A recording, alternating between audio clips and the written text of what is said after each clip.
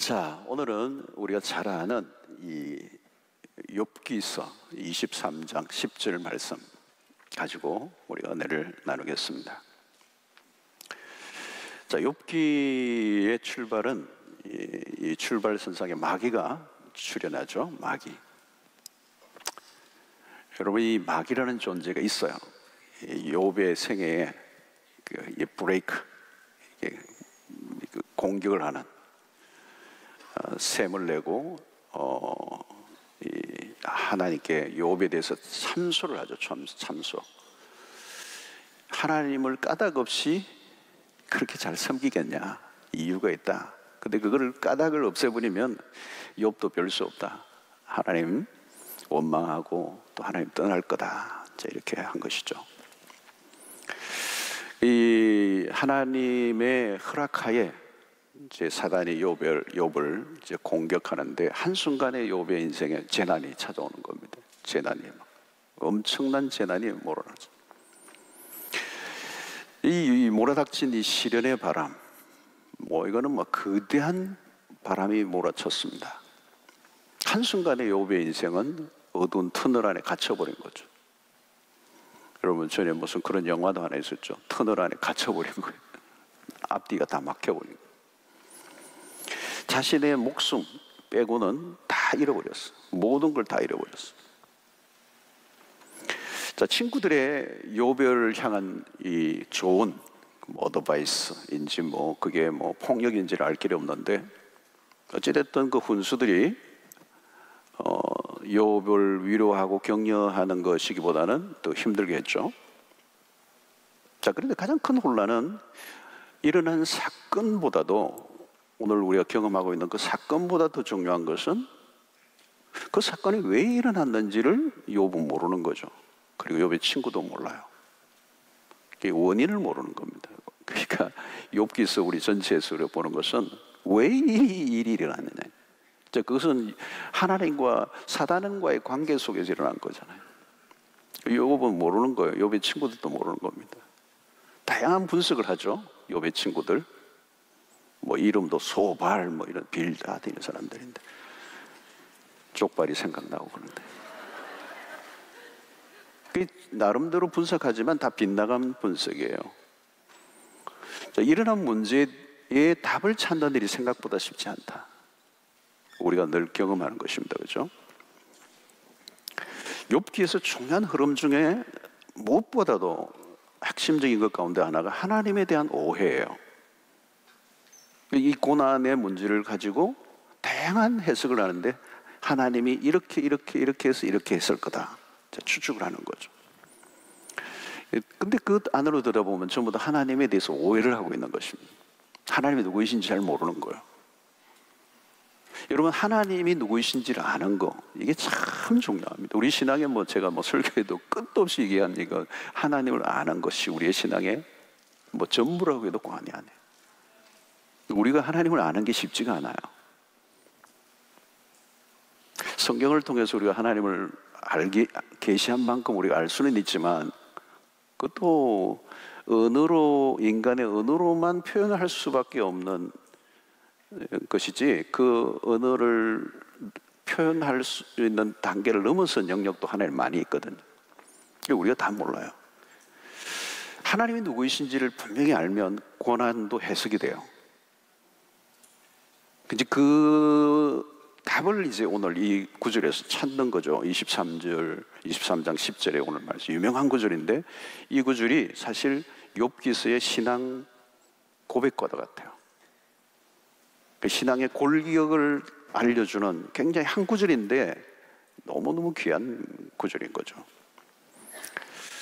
자, 오늘 이 23절을 다시 보면 자세히 보세요. 이게 우리의 신앙의 골격을 갖추어주는, 또 신앙의 고백이 될 수도 있는 그런 구절입니다. 한 구절이지만, 그러나 내가 가는 길을 그가 아시나니, 그가 나를 단련하신 후에는 내가 순금같이 되어 나오리라. 첫 번째 우리가 생각할 것은 내가 가는 길을 그가 아시나니 그랬어요. 자, 어려움 중에 우리가 있을 때 우리가 느끼는 감정은 무엇입니까? 주로 어려움 속에 있을 때 우리가 느끼는 감정은 하나님은 멀리 계신다고 느껴지는 거죠. 어떤 데는 하나님이 안 계시는 것 같이 느껴져요. 내가 홀로 있다고 생각하는 거예요. 내 고난과 하나님은 상관없이 계시는 분. 나의 고난에 하나님은 전혀 관심도 쏟지 않으시는 것 같고, 고난 속에 나는 홀로 있다고 생각하는 거죠. 이 고난에 처해 있는 사람들이 가지는 기본적인 생각이에요. 그런데 오늘 욥이 무슨 얘기를 합니까? 그게 아니라는 걸 발견한 거죠. 내가 가는 길을 그가 아십니다. 하나님은 나의 고통을 알지 못하며 관심이 없는 게 아니라는 거죠. 내가 가는 길을 그가 알고 계신다. 여러분, 대개는 일어난 문제, 때로는 상황만 바라보다가 고립이 돼요. 다 어려움을 겪고 있는 분들을 만나보시고 고립되어 있습니다. 고난 속에 찾아오는 첫 번째 위기예요. 자신의 관점에서만 바라보고 그 문제를 해석하고 또 그 문제에 대해서 결론을 내립니다. 지금 욥은 하나님의 관점에서 지금 바라보고 있는 거죠. 내가 가는 길을 그가 아십니다. 이건 새로운 관점이에요. 여러분, 하나님은 모든 것을 아시는 분이시다. 그게 이제 우리의 하나님에 대한 가장 중요한 개념 중에 하나죠. 옴니사이언스라는 표현이에요. 하나님은 모든 것을 아신다. 그래서 전지하신 하나님이시다 그러죠. 여러분, 하나님은 전지하신 분이십니다. 전지, 모든 것을 아시는 하나님. 하나님의 아심이라는 것은 완전해요. 아까 조금 전에 우리 찬양했죠. 완전하신 나의 주. 완전하다는 말은 지식, 우리에 대한 모든 지식에 대해서도 완전하신 분이세요. 하나님은 더 배워야 할 지식이 없어요. 하나님은 또 누군가 우리가 인포메이션을 좀 더 드리면 알았다 이러시는 분이 아니세요. 그거 몰랐네 그런 분이 아니세요. 하나님은 언제나 완전하신 지식을 갖고 계세요.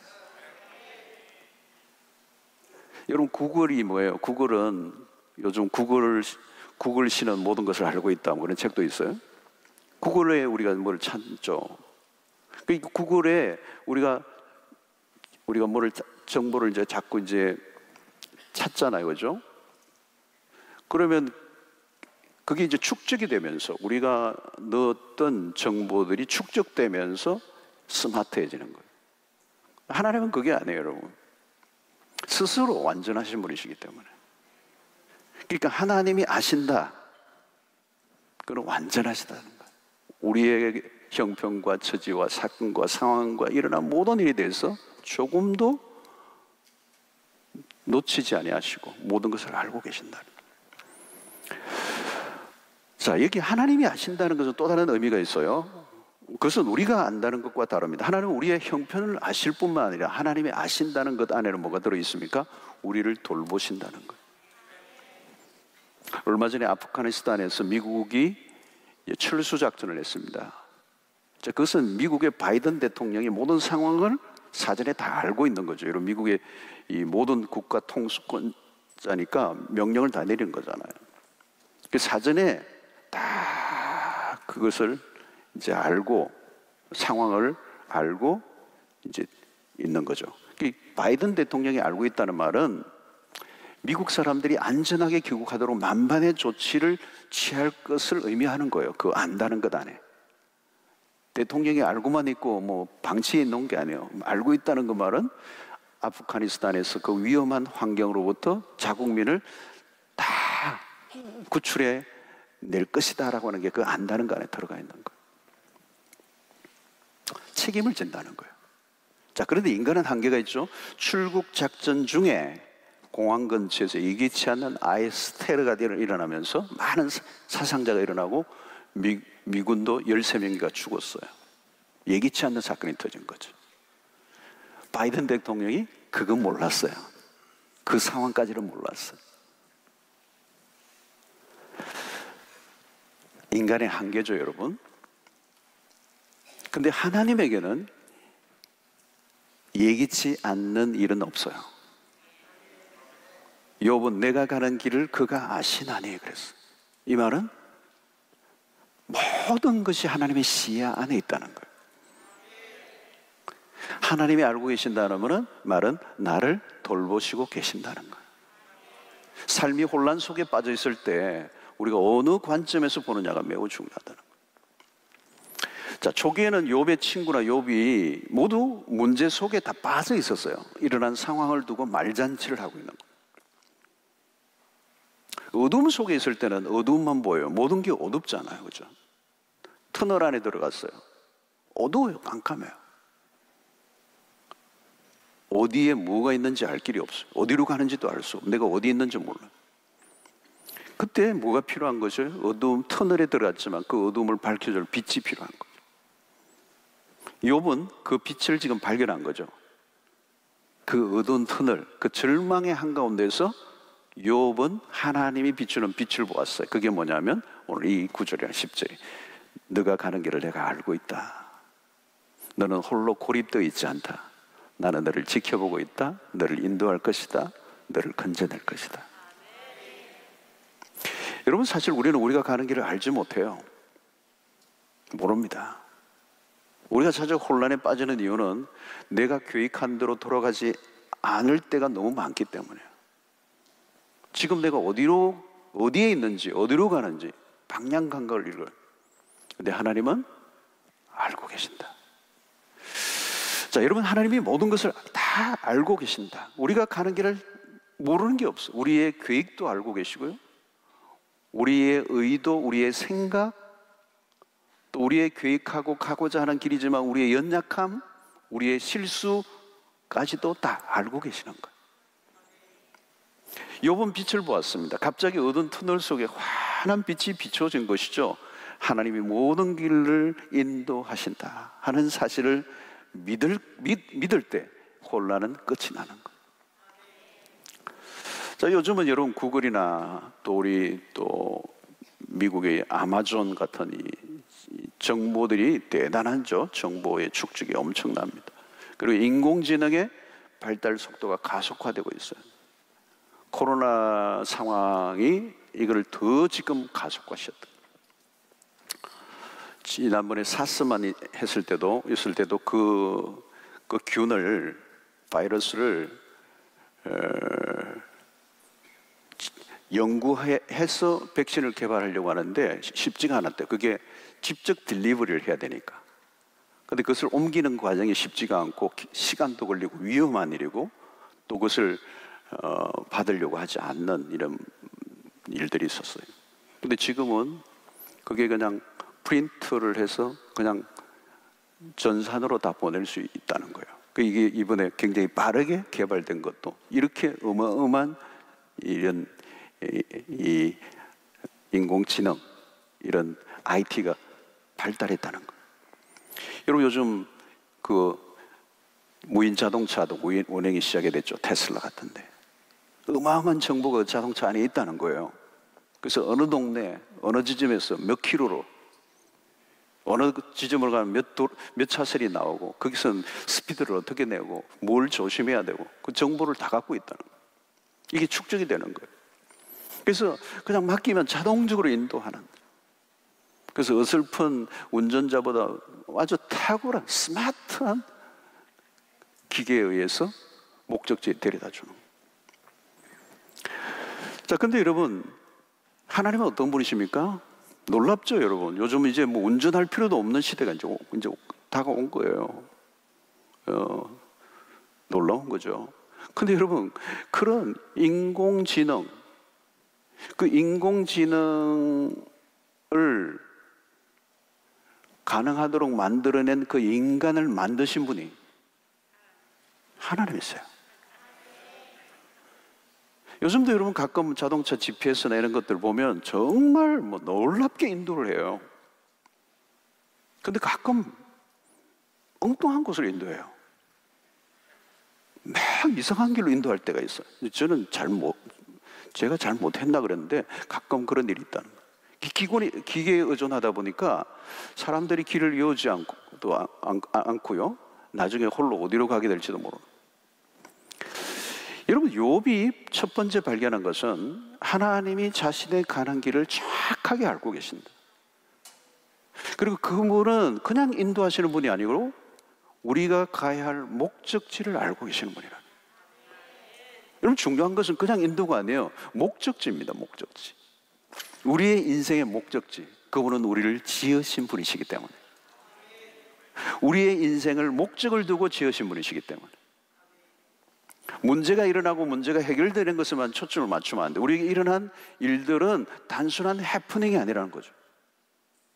문제들을 통하여 무엇을 할 것인가? 사람들은 그냥 일어난 그 일에, 그 문제 앞에 막 좌충우돌을 해요. 우왕좌왕을 해요. 그러다가 끝나버리는 것이죠. 그러나 하나님은 아십니다. 우리에게 일어난 어려움들을 통해서 이루어 가시는, 이끌어 가시는 목적지가 있다는 거예요. 그러나 우리는 그것을 잘 몰라요. 욥의 고통은 난해하죠. 난해해요. 그래서 왜라는 질문이 꼬리꼬리를 물어요. 고난보다 고난의 이유를 알 수 없을 때 고난이 더 깊어지잖아요. 그래서 사람들도 오늘날 고난을 맞으면 왜 하다가 세월을 다 보내? 왜 나에게 이런 일이? 왜 지금 나에게 이런 일이? 그러나 여러분, 하나님은 우리의 가는 길을 섬세하게 인도하시는 그 하나님을 신뢰하라는 거죠. 그가 나의 가는 길을 알고 계신다는 그 말은, 그분은 우리를 형편과 치료를 다 하실 뿐만 아니라 우리의 삶을 인도하시고, 그 인도는 우리의 삶의 목적지까지 완전하게 이끌어 주신다는 사실을 믿는 믿음이 필요하다는 거예요. 자, 욥이 그 빛을 본 거죠. 이게 빛이에요. 캄캄했는데, 고난 속에서 캄캄해서 아무것도 보이지 않았는데 어디로 가야 될지 모르고 이게 끝이라고 생각했는데 그게 아니라 빛이 쫙 비쳐. 너가 가는 길을 내가 알고 있다. 자, 중요한 것은 이 고난에 하나님의 목적이 있다는 거예요. 목적. 지금 일어난 일이 그냥 우연히 일어난 게 하나님의 목적이 있다. 이게 욥이 두 번째 발견한 거예요. 첫 번째는 그가 나의 길을 아신다는 것. 두 번째는 목적을 알고 계신다는 것. 자, 그 하나님의 목적이 뭔가를 욥이 발견해서, 그게 뭐예요? 그 다음에 나오는 거. 그가 나를 단련하신 후에는 내가 순금같이 되어 나오리라. 하나님은 고난을 통하여 뭐예요? 단련하시는 분이시다.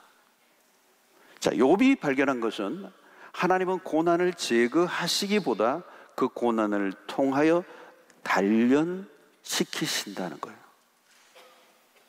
우리는 고난이 오면 일반적인 우리의 반응은 제거해 주십시오. 빨리 없애 주십시오. 이 고난을 빨리 하나님 해결해 달라는 거예요.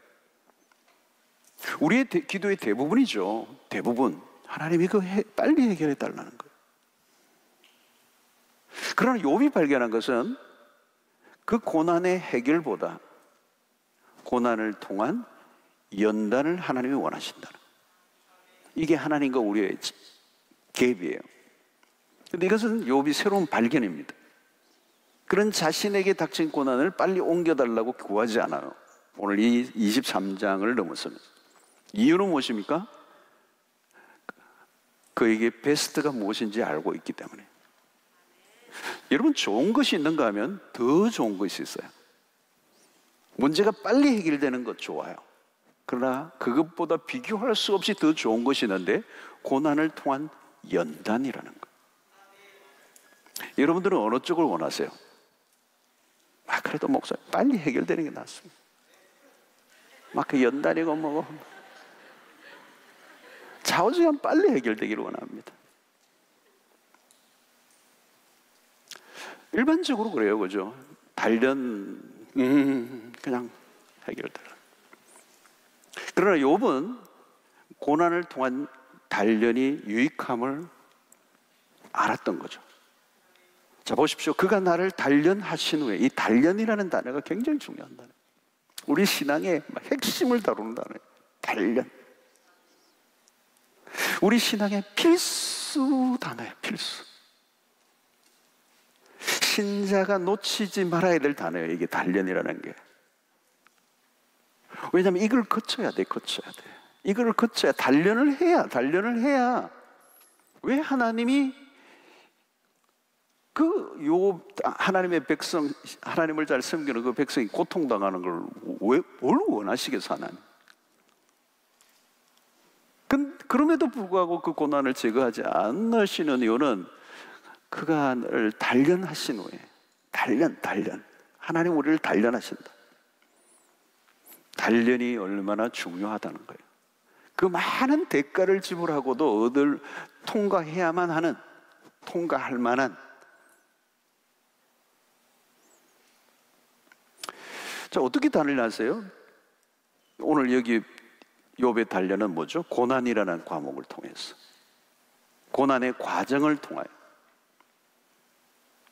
이 고난의 과정을 통과하면서 그 테스트를 통하여 검증하는 작업이에요.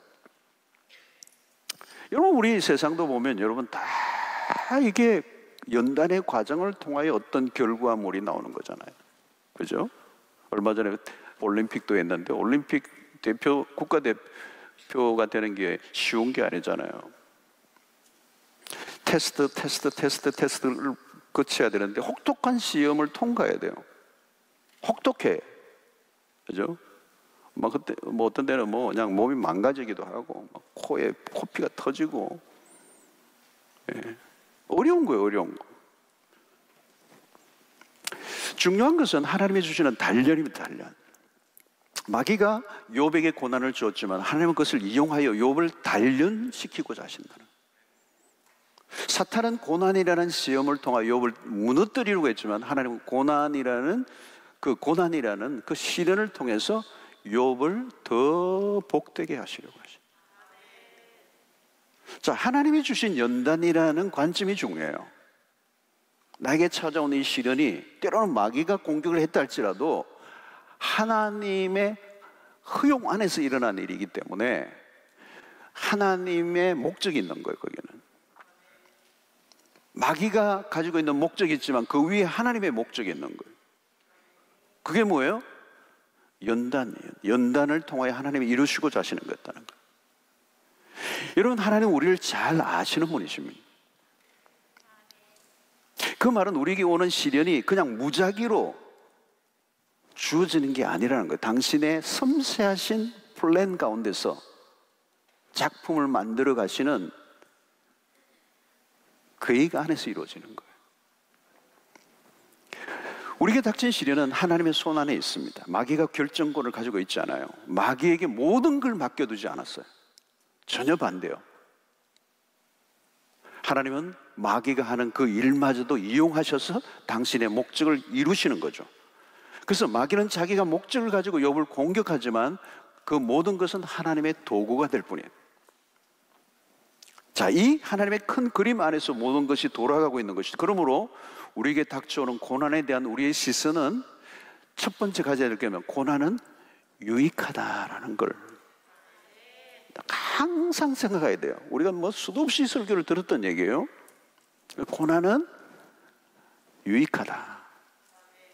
아, 진짜 아멘을 잘 안 하시네, 그죠? 하기는 해야 되는데 막 속으로 한 줄 믿습니다. 고난이 와요, 여러분. 근데 그 고난이 하나님의 안에 있다는, 하나님의 통치 가운데 그분이 우리에게 오는 고난도 다스리시는 그 계획, 그분의 계획 안에 있고 그 계획은 당신의 백성들을 온전한 길로 이끄시고자 하는 목적이. 자, 단련이라는 단어가 참 어려운 단어예요. 사실 여러분, 이 단어는 어려운 거예요. 단련은 힘든 거예요. 힘이 들면 들수록 그 단련은 단련다워지는 거예요. 쉬운 단련은 없어요. 네. 올림픽 선수들 보세요. 선수촌에서 하는 건 다르죠. 동네에서 하는 거하고 다르죠. 가볍게 몸만 푸는 거는 안 된다고요. 네. 저도 오늘 오후에 한 5시쯤에 자전거 한 1시간 탔어요. 국가대표 선수로 나가려고. 사이클에 한번 다음 올림픽에 한번 나가보려고. 이래가지고는 안 된다는 거예요. 1시간 해가지고는. 그건 취미생활이지. 진짜 제가 이게 장바구니 하는 그런 자전거 타고 다니거든요. 이렇게 하니까 진짜 이 사이클 하는 분들이 오늘 이쪽에 있더라고요. 딱 나를 쳐다보면서 약간 우스운 걸로 보더라고요. 그래서 따랑따랑 하면서 갔는데, 취미생활은 그래 해도 돼요. 뭐 가다가 뭐 힘들면 쉬면 되고. 그 김재덕인가 그 친구 고등학교 2학년인데 그 양궁 올림픽 땄잖아요. 아침 뭐 8시부터인가 저녁 밤 10시까지 하루에 1000번은 쏴야 된대. 그 70m 멀어요. 근데 중심 그 관역이 뭐 손톱 2개 정도밖에 안 된다며. 그걸 그냥 정주전 맞추는 거잖아요. 그거 맞추려고 하니까 얼마나 했겠어. 어깨가 빠지는 거예요, 다. 그게 단련이라는 거예요, 단련. 여러분, 이게 어려운 거예요, 어려운 거. 대가를 지불해야 되는 단련의 과정은 어려운 거예요. 눈물이 있고 고통이 있는 겁니다. 온몸에 막 때로는 멍투성이고. 이게 뭐예요, 여러분? 단련은 과정이 있어야 돼요, 과정. 근데 사람들은 이 과정을 건너뛰고 싶은 거죠. 과정 없이 뭔가 얻고 싶어. 그 어려운 과정만 없으면 뭐 메달 따는 거 진짜 괜찮은 거죠. 과정이 중요한데 그 과정이 있더라도 간단하게 통과하고 싶어지는 거죠. 근데 그건 연단이 아니에요. 어떤 분들은 그래요. 인생에 별 어려움 없이 지냈다 그러시는 분들 계세요. 뭐 어려움 없이 잘 지내신 분 좋을 수도 있어요. 근데 영적 세계에서는 다른 얘기예요. 연단이 없었다는 얘기예요. 여러분, 성경의 인물을 보십시오. 여러분, 연단을 거치지 않은 하나님의 사람이 있는지. 연단을 거치지 않으면 작품이 안 돼요. 연단을 거치지 않으면 인물이 안 돼요. 어쩔 수 없어요. 별 어려움이 없이 그냥 무난하게 살았다. 하나님의 얘기는 사실 없어요, 거기는. 오늘날 우리 신앙의 가장 큰 유혹은 뭡니까? 쉽게 신앙생활을 하고 싶은 거예요. 편안하게 살고 싶은 거예요. 편안하게 살고 싶어서 하나님을 끌어들이려고 하는 거예요. 하나님, 반사 형통케 해달라고. 여러분, 세상이 뭐예요? 세상이 주는 메시지는 뭡니까? 편안하게 해주겠다는 거잖아요. 요즘 우리가 여러분 돈을 쓸 때 보십시오. 돈을 쓰는 이유가 다 편안하게 해주는 곳에 돈을 쓰는 겁니다. 자동차 왜 사요? 편안하게 해주니까. 뭐 전부 다 편리를 추구하는 거죠. 그것을 위해서 돈을 막대하게 하는 거예요.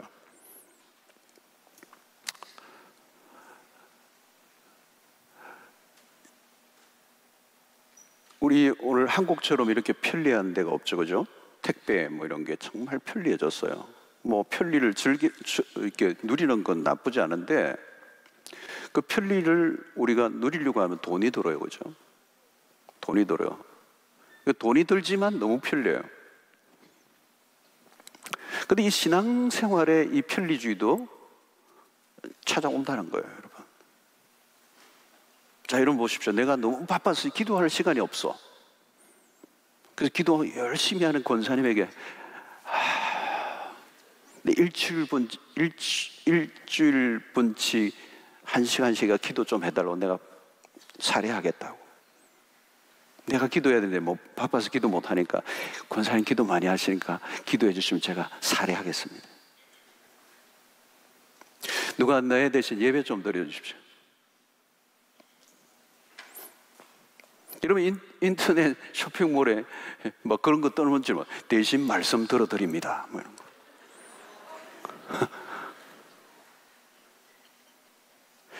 여러분, 안 되잖아요. 여러분, 그건 내가 기도해야 되는 거예요.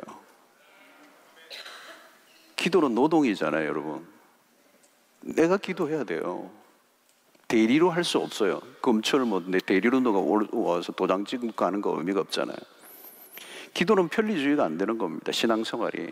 누가 대신 은혜를 받아줄 수 있습니까? 예수님은 새벽 오일의 미명에 여러분 새벽이라는 대가를 지불한 거예요. 예수님이 새벽에 일어나신 거예요. 새벽 오일의 미명이 어디요? 한적한 곳으로 가사 집에서가 아니고 한적한 곳으로 가셨어요. 이 가난 행위도 이 대가지불이에요. 겟세마네 동산.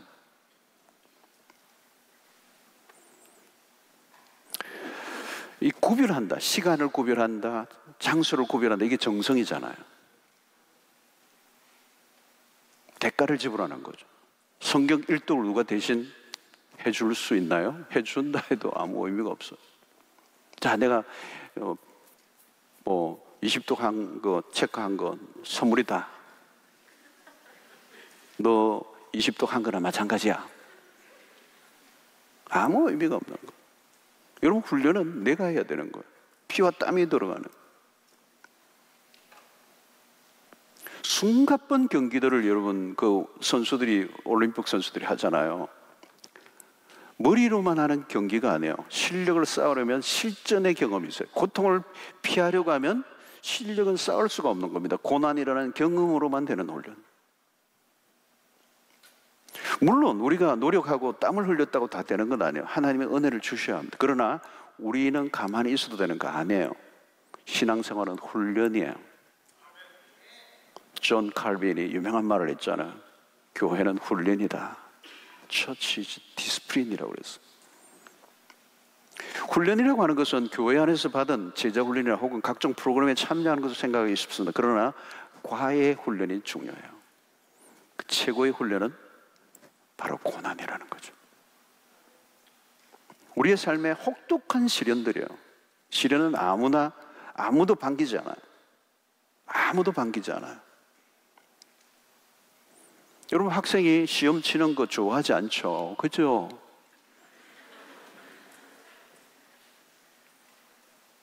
그러나 시험은 불가피한 거예요. 그 시험이라는 과정을 통하여 디스플린이 되는 거잖아요. 그러면서 실력이 자라가는 거예요. 시험을 치는 과정, 그 어려움, 힘든 과정, 때로는 밤을 새우기도 하고, 그 과정이 경험되어지는 거죠. 그죠? 그 과정이라는 말은 경험한다는 거. 그 경험이 쌓일 때 내 것이 되는 거. 그 경험의 축적이 실력이 되는 거. 이 고난이 최고의 단련의 과목이 된다. 그래서 그가 나를 단련하신 후에는 이라는 이 말은 하나님이 그 고난을 통하여 나를 단련하신다. 자, 단련하신 후에는 그 이전과 이유가 달라졌다는 거죠. 그가 나를 단련하신 후에는 내가 순금같이 되어 나오리라. 이 단련의 결과는 순금인데, 순금은 이 과정을 통해서만 만들어집니다. 여러분, 금광에서 이 금을 채취하는 금광에 막 이렇게 돌덩어리들이, 불순물들이 많죠. 사실은 거기에 막 걸러내면 돌들이 많은 거죠. 그걸 다 제거해야 순금이 되는 거예요. 우리 인생에 고난이 주는 유혹이에요. 다이아몬드가 세공을 하지 않은 상태는 그냥 둔탁한 돌이에요. 그렇게 매력적이하잖아요. 그런데 정교하게 깎여져 나가면서 영롱한 빛을 만들어내는 이 세공이 필요합니다. 이 영롱한 빛으로 드러내게 하는 이 작업, 이 과정, 이 세공 작업, 이 작업이 바로 단련이라는 거예요. 그 연단을 통하여 비로소 금이 되는, 순금이 되는. 그러니까 이 연단이라는 말은 뭘까요? 결국은 고난을 통해서, 그 고난 속에서 하나님의 손길이, 그 고난을 끌로 삼아 하나님의 손길이, 하나님의 터치가 우리 안에 임하는 거예요. 이 말은 그냥 홀로 고난 속에 살고 끝났다는 얘기가 아니에요. 하나님의 손 안에서 그 고난으로 우리를 다듬으셨다는 거예요. 여러분, 신앙의 바깥에서 험난한 인생을 산 분들은 작품성이 떨어져요. 왜냐하면 그냥 고난에 뒹굴었기 때문에. 근데 하나님 안에서 받았던 그 고난은 하나님의 손끝에 의해서 섬세하게 다듬으시기 때문에 작품성이 뛰어난. 그러니까 똑같이 고난을 당한 것 같지만 믿음 안에서 고난을 겪은 사람과 그렇지 않은 사람은 하늘과 땅 차이가 된다. 하늘과 땅 차이. 여러분, 하나님 안에서 고난을 겪은 사람은요, 멋있어져요. 멋있어. 근데 하나님과 상관없이 고난을 경험한 사람은 험악해지는 거예요. 자, 그가 나를 단련하신 후에는, 이 말은 하나님의 손을 거쳐야 된다는 거예요. 고난이 그냥 유익하지 않아요. 신앙의 세계 안에서 고난을 당해야 고난은 유익한 것입니다. 고난이 유익한 이유는 무엇입니까? 하나님은 성도의 고난을 유익하도록 이끄시기 때문에, 그냥 정신없이 당하도록 내버려 두지 않으신다는 거예요. 고난 속에서 하나님은 열심히 일하시는 분이시죠. 다양하게 일하세요. 하나님은 고난 속에서 일을 하세요. 우리가 고난을 당하면요, 하나님은 마음이 더 바쁘세요. 고난을 통하여 하나님은 그 고난 속에 있는 백성에게 필요한 말씀들을 주세요. 오늘도 여러분, 고난에 있는 분들은요, 이런 설교가 쫙쫙 올라붙어요. 고난이 없으신 분은 별로 흥미롭지 않아요. 그리고 뭐 또 다른 뭐 설교하는 것 같고. 고난을 통해서 하나님은 이미 이전에 지식으로만 알고 있던 말씀을 내 영혼이 깨닫도록 도우셔요. 이게 놀라운 겁니다. 저는 그냥 이렇게 지나갔어요. 그런데 고난을 겪고 있는 사람은 이전에 알았던 말씀이 다시 내 심령에 부딪히는데 깊이 깨닫게 하시는, 하나님의 말씀을 재해석하게 하세요. 아, 그때 말씀, 이 말씀이었구나. 고난을 통하여 하나님의 뜻을 명료하게 깨닫게 하세요. 고난을 통하여 우리의 삶의 방향을 완전히 바꿔놓으시는. 여러분, 내가 순금같이 나오리라. 이 순금이라는 말은 순도를 높여야 작품이 되는 거예요. 순금이 되는 거예요. 금이라도 다 같은 금이 아니에요. 진짜 금은 불순물을 완전히 제거해야 돼. 높은 열의 가열을 통하여 불순물을 제거. 순금이 된다는 말은 명작이 된다는 걸 의미해요. 여러분, 우리가 예수를 믿고 구원을 받았다. 그러나 구원을 받았지만 여전히 우리는 투박한 존재예요. 우리 안에 죄성이 나를 여전히 지배하고 있습니다. 하나님의 백성에 걸맞는 삶을 살지 못해요. 그러니까 이 불순물을 제거하는 과정이 치열한 거예요. 여러분, 불순물을 제거하는 이 과정을 통과할 때, 그 고난의 시련을 통하여 그 불순물들을 제거할 때 우리에게 어디로 갈까요? 순금같이 나오리라는 이 말은 퓨어한 골드가 된다는 거잖아요. 그걸 다르게 표현하면 거룩함으로 우리를 이끈다는 거예요. 그러니까 퓨어하다, 순결하다는 이 말은 거룩하다. 사랑하는 성도 여러분, 고난을 통하여서 하나님 우리를 빚으시는 그 결과가 뭐냐? 우리를 거룩한 백성으로 빚어내신다는 거예요.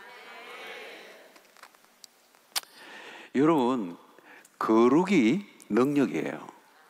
거룩이 능력이에요. 우리에게 불순물이 많아요. 불순물이 많을수록 이 작품성이 다 떨어져 있어요. 우리의 감정도, 의지도, 지성도 주의 성향에 다 길들여져 있어요. 우리 안에 여러분, 자아도 얼마나 강한지 몰라요. 얼마나 강한지. 우리가 얼마나 교만한지.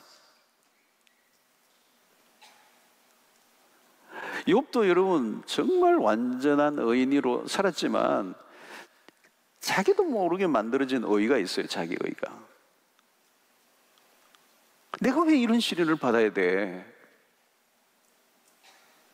여러분, 고통을 당할 때 사람들의 생각 중 하나가 있어요. 왜 나에게? 그 안에는 뭐가 숨어 있어요? 내가 무슨 죄가 있길래? 죄 많아요. 엄청 많아요. 우리는 평소에 내가 의롭다고 생각해요. 나 정도만 살라고 그래. 아니에요, 여러분. 우리는 하나도 의롭지 않아요. 우리에게는 어이가 없어요, 여러분. 불순물이 엄청 많아요, 여러분. 그 불순물의 양이 생각보다 엄청나요. 여러분, 쉽게 해결될 수 있는 양이 아니에요. 우리 안에 있는 불순물이 뭐 조금 제거하면 순금될 것 같아요. 아니에요, 여러분.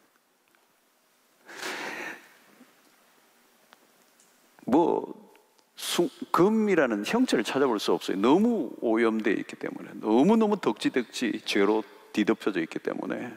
우리가 여러분 얼마나 죄성이 가득하고, 얼마나 죄를 많이 짓고, 얼마나 작아가고, 얼마나 고집불성이고, 얼마나 교만하고, 얼마나 더러운지 몰라요. 얼마나 냄새 나는지 몰라요. 끝도 없어요. 끝도 없어요. 그러니까 이게 제거해야 될 양이 적지가 않다니까요. 죄도요, 그냥 안 져. 교묘하게 짓고요, 세련되게 짓고요, 무식하게 짓고요, 막 짓고요, 끝내주게 짓고요. 그리고 죄가 발달하잖아요, 여러분. 나는 남 상처 주는지도 모르고 살아요. 그러면서 그래요. 내가 니한테 얼마나 잘해줬는데. 사람 잡을 얘기예요. 모르는 거예요, 내가 하는 일을. 그러니까 여러분, 우리의 자아도 그렇잖아요. 40년, 50년 정도 여러분 자아를 강화해 왔다면요, 뭐 감당이 안 돼요. 그건 사실은 철옹성이에요. 근데 이게 고난을 통하여 단련되어질 때, 그게 이제 조금씩 그러면서 우리에게 주어지는 마지막 모습이 순금이 된다는 말은 그 단련을 통해서 우리가 거룩해진다는 거예요. 여러분, 그냥 거룩해지지 않습니다. 거룩이란 성숙을 의미하죠. 온전한 삶과도 연결이 돼요. 여러분, 단련을 통해 거룩해질 때 주변의 영향을 받지 않아요. 우리를 오염시키는 것들이 우리를 둘러싸고 있죠. 근데 우리가 쉽게 변질되잖아요. 쉽게 악의 영향을 받아요. 우리는 본래 금이 가고 깨어지고 연약한 투성입니다. 근데 시련의 도가니에 들어갔다 나오면서 달라지는 거죠. 그러면서 깨끗해지는 거죠. 고난을 통과하면 할수록 우리를 그 강도가 높을수록 우리를 더 깨끗하게 하고, 우리를 거룩함으로 빚어져서 순금같이 나오리라. 퓨해진다는 거예요. 맑아지는 거예요. 그 사람이 영혼이 맑아지고요, 깨끗해지는 거예요. 이 하나님의 백성의 작품성은 거룩이 생명이라. 여러분, 거룩이 훼손되면 아무것도 안 해요. 이 순금같이 나오는 거예요. 순금, 불순물이요, 다 제거돼야 돼요. 불순물이 있는 동안에 우리는 거룩해질 수가 없어요. 하나님이 원하시는 것은 거룩입니다. 하나님이 욥에게 일어난 그 엄청난 시련을 통과하게 하신 목적이 뭐냐? 거룩이라는 거예요. 거룩. 순금같이 나오리라. 거룩은 대가를 지불하고 얻을 만한 최고의 상급입니다. 여러분, 거룩은요, 따분한 단어가 아니에요. 거룩은 온전함을 말하는 것입니다. 거룩한 삶을 살면 어떻게 되는 줄 아세요, 여러분? 파워가 나와요. 거룩은 강력한 단어예요. 우리 안에 불순물을 걸러내고 나면요, 그 금의 본질이 드러나죠. 순금. 여러분, 완전히 순금으로 되어 있는 거 보십시오. 막 신라 경주에 가면 신라 시대에 뭐 왕들이 했던 뭐 금관 이런 걸 해가지고 막 닦아놨는데 뭐 화려하죠. 금의 본체가 나타날 때. 여러분, 거룩하면요, 빛이 나요. 거룩할수록 그 존재로부터 흘러나오는 아름다움이 있어요. 말하지 않아도 느껴요. 거룩한 삶을 살아가는 사람을 보면요, 아주 맑아요. 투명해요. 깨끗해요. 아름다워요. 빛이 나요. 거기서 나오는 이 에너지가 엄청나요. 사랑하는 성도 여러분, 거룩함을 그렇게 귀중한 거예요, 여러분. 하나님 우리에게 그렇게 거룩한 삶, 결국 그 거룩이라는 말은 순금같이 나오는 것이고 예수 그리스도를 드러내는 삶이에요. 예수 그리스도의 인격과 삶이 우리의 삶을 통하여 투영되는 삶을 말하는 것이죠. 순금이 뿜어내는 광의로움은 사람들이 멈칫하게 만들어요. 그죠? 멈칫하게 해요. 바로 거룩이 그런 힘이 있는 것입니다. 그 거룩은 하나님의 생명이 우리 안에서 발산되는 걸 말해요. 그 거룩을 소유할 때 압도하는 힘이 나오는 거예요. 거룩은 여러분 조작할 수 있는 게 아니에요. 그냥 거룩은 드러나는 것입니다. 숱한 시련을 통하여 하나님이 우리의 인생을 그렇게 빛으로 드러나게 하신 역사가 있게 되는 것입니다. 순금같이 나오리라. 이 말에는 뭐가 있어요? 순금은 안 변해요. 그래서 금이에요. 다른 것은 불순물이 있으면 금방 변해요. 여러분, 안 변하는 게 능력이에요. 이게 시련을 통과하며 연단된 백성들에게 오는 거예요. 안 변해요. 오늘날 여러분, 우리의 주변에 가장 무서운 게 뭐예요? 변질이에요. 변질돼요. 다 변질되는 거예요. 변질되는 사람들이 변질이 돼요. 시류와 환경과 뭐 상황에 따라 그냥 획가닥 해버려요. 금방 변해버려요. 그래서 세상은 부패하고 그냥 타락하고 탈색되고 변색된 거죠. 외부적인 압력이 오면 금방 변해버리는 거예요. 왜 사고가 납니까? 외부의 압력을 견디지 못하는 거예요.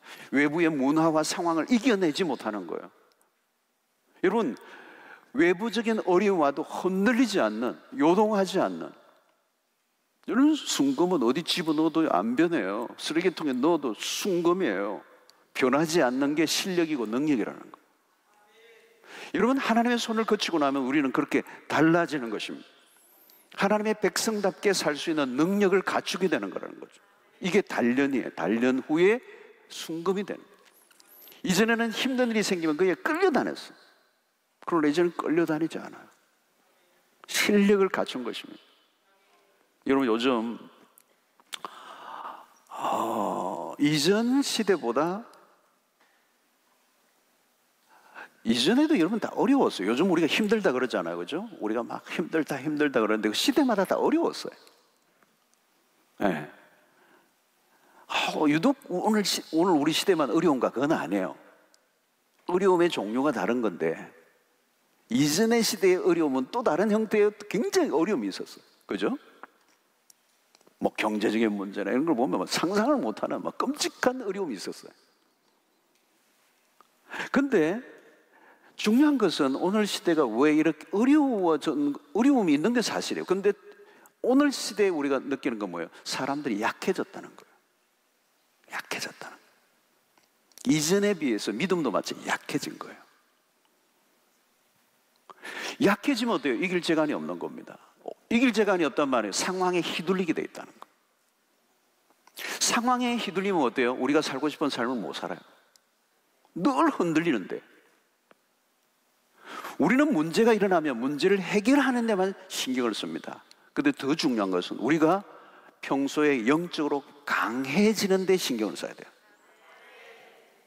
욥은 지금 단련하신 후에는 순금같이 나오리라. 순금 안 변한다는 거예요. 외적인 환경에 변하지 않아요.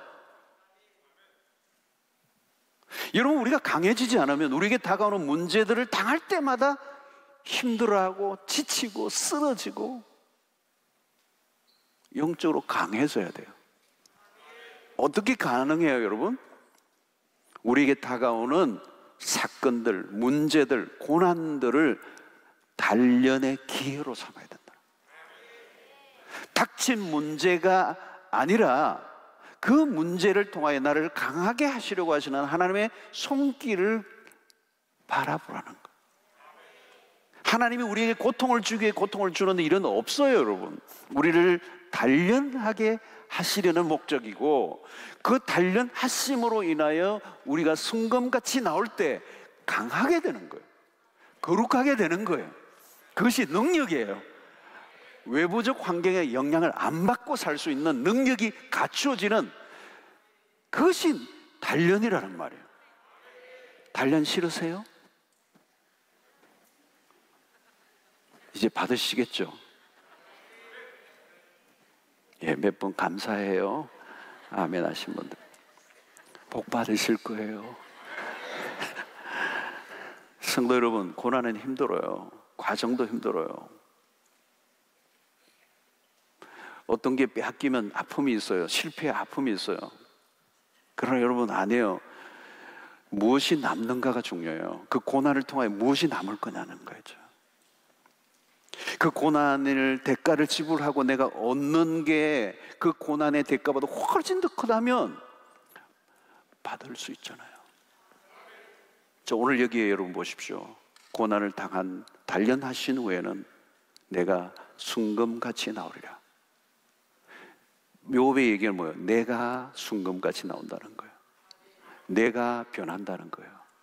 내가 강해진다는 거예요. 내가 명작이 된다는 거예요. 내가 작품이 된다는 거예요. 내가 하나님 백성다워진다는 거예요. 이런 게 아니에요. 내가 나다워지는 거예요. 하나님 백성다워지는 거예요. 여러분 그건 성공이잖아요.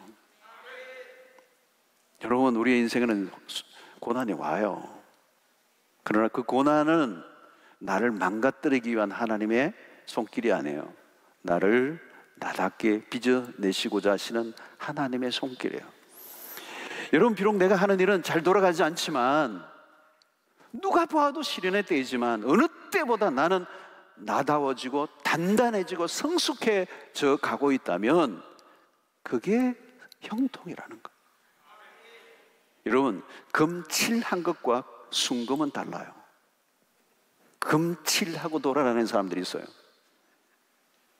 막 번쩍번쩍해요. 무슨 문제가 터지면 다 벗겨져요. 금칠하고 다니는 분들 많아요. 문제 없는 것처럼 룰루랄라 하는데요, 한 번만 바람 불면 다 벗겨져 버려요. 볼성사나워요. 너 금 아니네. 순 가짜네. 짝퉁인 거죠, 여러분. 짝퉁인 거예요. 시련을 통과하지 않고 하나님의 손길을 통하여 연단의 과정을 거치지 않으면 다 금칠하고 다니는 거예요. 한순간에 끝납니다. 민낯을 드러내는 거예요. 시련을 통하여 연단을 받지 않으면 세상을 이길 실력을 갖출 수가 없어요. 세상을 이기는 능력을 갖추는 힘은 오직 하나님의 손길 속에 그 고난이 단련되어질 때, 그 외에는 길이 없어요. 하나님이 심심해서 고통을 주시는 분 아니에요, 여러분. 심심해서 너 요즘 좀 고통 좀 당해봐라 이래가지고 고통 주시는 하나님이 아니에요. 하나님 우리가 보기에는 도무지 쓸모가 없을 것 같은 것들을 끌어모아 우리를 우리답게 빚어가시는 재료로 삼으신다는 걸 잊지 말아야 돼요. 그 중에 가장 귀중한 재료, 그것이 바로 우리가 당하는 고난이라는 그 도구를 사용하신다. 여러분 가장 나다워진다는 건 뭘 의미할까요? 그래서 에베소서 2장 20절 말씀, 우리는 그가 만드신 바라 그리스도 예수 안에서 선한 일을 위하여 지으심을 받은 자니 이 일은 하나님이 전에 예비하사 우리로 그 가운데 생하게 하려 하심이니라. 우리는 그가 만드신 바라 순금같이 나와 하나님의 걸작품이다. 하나님의 본래 의도하신 형상을 회복하는 일이다. 우리가 무엇을 하지 않아도 우리의 존재 자체로 흘러나오는 그 하나님의 영광. 여러분 작품에 대한 감탄은 그 작품을 만들어낸 작가에 대한 감탄이잖아요. 그 우리가 성도들을 바라봐도 순금 같은 성도들이 있어. 변하지도 않고 정말 요동치 않는, 그리고 퓨하고 맑고 거룩하고 순결하고 투명하고 아름답고 빛이 나고 그 하나님의 백성다움의 자태와 품격이 드러나고 향기가 드러나고 그냥 그 우아함과 그 아름다움이 품어내는 것이 그 세상의 어떤 장관을 보는 것보다 더 압도하는 힘이 있고 그 존재에서 흘러나오는 강력한 그 메시지를 통하여 사람들이 그냥 그 앞에 그냥 숙연해지는 그 하나님 백성다움의 회복. 여러분, 우리가 무엇을 하느냐가 중요하지 않아요, 여러분. 내가 어떤 사람이 되는 거예요. 하나님 그것을 관심을 가지시는 거죠. 우리가 하나님 백성다워질 때 우리가 하는 일도 하나님의 영광을 돌리는 일이 될 수가 있죠. 우리는 너무 많은 일을 하지만 우리가 변하지 않았어. 우리가 아직도 때가 많아. 불순물이 많아. 아주 걸러내야 될 게 너무 많아. 그럼 하면 할수록 하나님께 영광을 돌리는 게 아니라 하나님의 영광을 가리는 일들아. 하나님은 예수 그리스도 안에서 선한 일을 위하여 지으심을 받은 자로 우리가 살기를 원하십니다. 지금은 당하고 있는 아픔과 실패가 힘들지만 그 실패, 그 고난에 대한 새로운 시각을 가지시기를 바랍니다. 억울하게 여기지 마시고 감사하시길 바랍니다. 내가 당하고 있는 그 고통, 그 실패, 아픔이 힘들지만 하나님은 그것을 알고 계세요. 우리가 가는 길을 그가 아십니다. 우리는 홀로 걸어가고 있지 않습니다. 그분은 우리를 목적지까지 안내하실 것입니다. 고난의 터널에 갇혀 있지 마십시오. 하나님은 그 고난의 터널에서 우리에게 빛을 비추시면서 너가 홀로 있지 않다. 너는 갇혀 있지 않다. 나는 너를 인도한다. 너를 가장 아름다운 길로 인도하겠다고 약속하시는 하나님. 그분이 우리의 시련을 사용하셔서 우리를 빚으시고 또 빚으심으로 우리 인생의 가장 거룩한 하나님의 백성으로 회복되게 하셔서 우리의 삶을 통하여 세상 가운데 그리스도의 영광을 드러내는 일에 쓰임받는 역사가 있게 될 줄로 믿습니다. 오늘 이 23절 욥기 23장 이 10절의 말씀, 힘들 때마다 날마다 이 말씀 붙드시고 이 말씀이 여러분들의 삶의 길이 되고 비치는 역사가 있게 되기를 주의 이름으로 축원합니다.